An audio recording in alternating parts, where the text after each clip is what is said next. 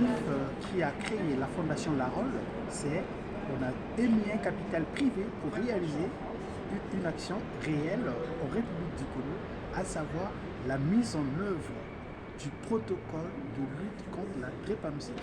C'est un ensemble de mesures, il y en a au moins une dizaine de mesures, pour des soins appliqués spécifiquement aux personnes drépanocytaires.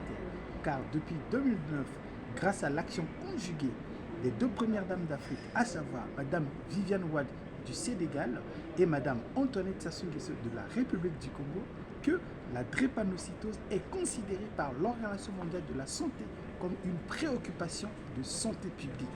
Grâce à cette action de ces deux premières dames de premier plan, je répète, Madame Viviane Wade du Sénégal et Madame Antoinette Sassou Nguesso de la République du Congo, que la drépanocytose est entrée parmi les 6 maladies graves considérées par l'OMS pour l'Afrique centrale. Et à cet égard, depuis 2009, l'OMS a recommandé la drépanocytose comme étant une préoccupation de santé publique pour les pays de l'Afrique subsaharienne. Quelques pays ont réussi ce pari sanitaire, fort des dernières évolutions à partir des années Covid de 2020. Le Maroc, qui a développé ce secteur médical, aujourd'hui au sein du Maroc, il n'y a pas vraiment la drépanocytose. Il n'existe que des complications de la drépanocytose à travers les manifestations de la trisomie 21. Voilà. Et la Tunisie aussi, grâce aux bénéfices de l'assistance en matière de son programme de lutte contre le sida, on a inclus toutes ces maladies tropicales, parmi lesquelles la drépanocytose. La Tunisie, comme le Maroc, n'ont pas vraiment des cas de drépanocytose. Ils sont plutôt sur des cas, des dérivés, des complications de la drépanocytose qui sont la trisomie 21. L'Afrique du Sud, elle a toujours l'avantage fort de sa politique de cohésion arc-en-ciel choisie par son premier président libre, Nelson Mandela. L'Afrique du Sud est le seul pays en Afrique qui pratique la greffe de moelle osseuse. La greffe de moelle osseuse est praticable en Afrique du Sud parce que le secteur médical tenu par des Britanniques, des Américains, est très fort là-bas. Et voilà pourquoi le don d'organes, tous les prélèvements et les implantations sont très courants en Afrique du Sud. Le reste de l'Afrique subsaharienne suffoque, faute de financement, faute de prise en compte de cette donnée effective. Et dans notre fondation Larol, nous allons, avec le gouvernement de la République du Congo, comme nous l'avons déjà annoncé, comme nous avons commencé à prendre des contacts, à discuter, à mener vers la mise en œuvre de ce programme-là, la décision se fait par voie réglementaire. Nous avons un groupe de députés, nous avons consulté les députés de 2018 jusqu'à 2021. On a eu des partenaires de pointe. D'ailleurs, notre ami Stella Sassou Nguesso, députée de Kitele, avait même ajouté ce qu'on appelle une recommandation dans laquelle on augmentait la dose de morphine aux patients drépanocytaires pour leur permettre de soulager les douleurs. Parce que la morphine, c'est un médicament qui est utilisé vraiment dans des cas extrêmes. On le donne déjà pour les femmes pendant les douleurs de l'enfantement à 5%.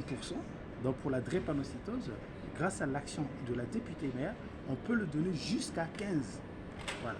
C'est déjà bien qu'en cas de crise grave pour certains types de patients. Parce que tous les patients drépanocytaires ne vivent pas, ne connaissent pas les mêmes types de crises. Il y en a qui ont des crises très aiguës, régulièrement. Il y en a qui ne font quasiment pas de crise, mais qui ont d'autres formes de manifestation de la drépanocytose. Donc, notre protocole de soins auprès du gouvernement sera mis en route de manière réglementaire. Il appartient au ministère de la Santé simplement, après consultation de la direction médicale des hôpitaux et des soins et d'autres partenaires locaux, d'arrêter ce protocole de soins qui comprend un certain nombre de mesures. Nous ne le dirons pas parce que c'est une marque déposée. Pour pas qu'il y a la concurrence, etc. L'espionnage aussi, commerciale et en matière de création des œuvres de l'esprit. Donc nous ne le dirons pas.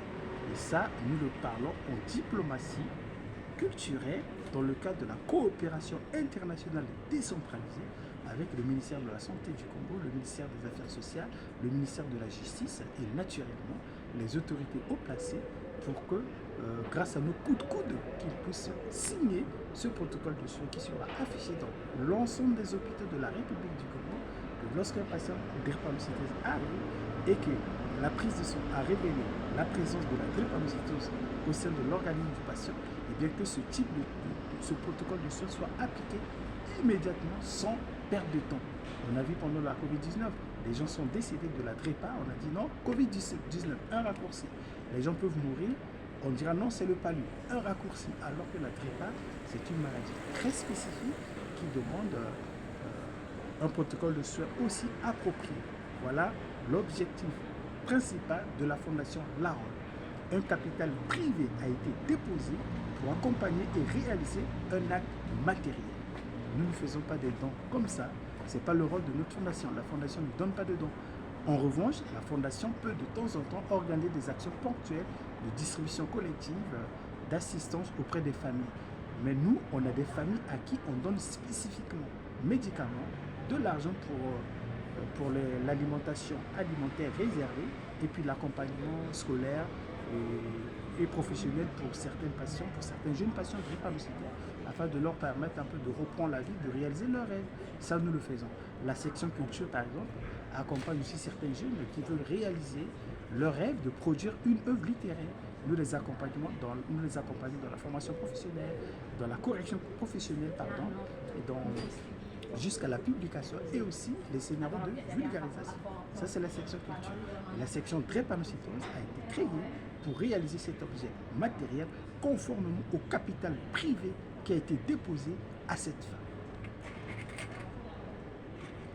Et tout cela, nous allons l'expliquer à l'hôtel French Theory. À l'hôtel French Theory, no bad theory, parce que nous parlons santé, maladie, respect et considération sincère. Larol Fondation, section drépanocytose. Voilà autant d'actions que nous faisons dans le cadre de notre fondation. Dans notre fondation, ce n'est pas la distribution des aides. Notre fondation, ce n'est pas les dons. Notre fondation, ce n'est pas non plus des cotisations statutaires. Ça n'existe pas dans une fondation. La fondation ne demande pas de cotisation statutaire. Ça n'existe pas. Parce que nous avons déjà un capital qui a été déposé pour réaliser un objectif matériel. Voilà donc l'essentiel de la Fondation Larol. À l'hôtel French Theory pour le 19 juin.